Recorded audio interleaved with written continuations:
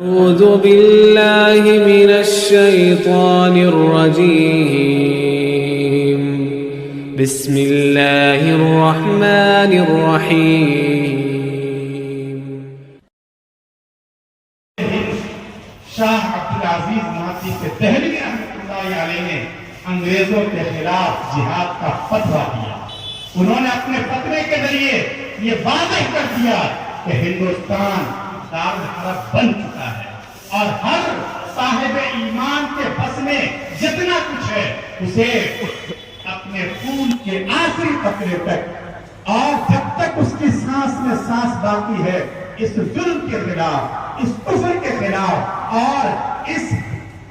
ایک طرح سے جو زبردستی کی آمریت تھی اس کے خلاف ڈٹ کر مقابلہ کرنا یہ ہر مسلمان کا فرض ہے۔ چنانچہ یہ بات کسی معمولی آدمی نے نہیں کہی تھی، یہ الحمدللہ ہندوستان کی سرزمین میں اور یہاں کی مٹی میں علماء سے محبت ہے، بزرگوں کا احترام ہے۔ چنانچہ شاہ عبدالعزیز مہدی دہلوی رحمۃ اللہ علیہ کا فتویٰ یہ صرف سیاسی اسٹیج سجانے والے سیاسی منچ سے دیا ہوا کوئی بیان نہیں تھا، چنانچہ اس فتوے کو لوگوں نے اپنے سینے پہ لیا، اپنے دل میں جگہ دی اور ملک کے ایک کونے سے لے کر دوسرے کونے تک انگریزوں کے خلاف بغاوت کی ایک آگ پھیل گئی۔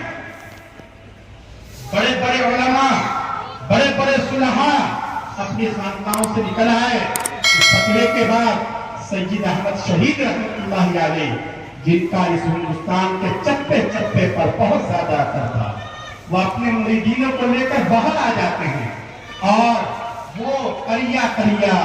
شہر شہر، نہ جانے کہاں کہاں کا دورہ کرتے ہیں، لوگوں کو تیار کرتے ہیں، ان کی ذہن سازی کرتے ہیں۔ وہ اس دورے میں یہاں دیوبند بھی تشریف لاتے ہیں جہاں سے انہیں علم کی خوشبو اور علم کی مہک محسوس ہوتی ہے۔ قاضی مسجد کے آس پاس بھی ان کا قافلہ خیمہ زن ہوتا ہے اور یہاں کے لوگ جن میں جذبہ حریت پہلے سے ہی رہا ہے ان کے جذبے کو وہ اور آگ لگا دیتے ہیں، آگے بڑھتے ہیں، پنجاب کے علاقے میں جاتے ہیں اور پھر ان کا مقابلہ ہوتا ہے بالا کوٹ میں۔ لیکن 1831 میں وہ نہایت مردانہ وار مقابلہ کرتے ہوئے وہ بھی جام شہادت نوش کر لیتے ہیں۔ اس کے بعد تحریک کے مراکز بکھر جاتے ہیں، یہاں دہلی کے ساتھ پٹنہ بھی مرکز قائم ہو جاتا ہے، لیکن اپنے طور سے لوگ اس تحریک کو آگے بڑھانے کی کوشش کرتے رہتے ہیں۔ یہی وہ دور ہوتا ہے جس دور میں ایسا نہیں ہے کہ سید احمد شہید رحمۃ اللہ علیہ کی شہادت کے بعد یہ جذبہ سر پڑ جاتا ہے، نہیں، بلکہ لوگوں میں یہ جذبہ اور زیادہ طاقت کے ساتھ ابھرتا ہے۔ ہمارے وہ اکابر جن کا خاص کردار ہے دارالعلوم کی تاسیس میں، اس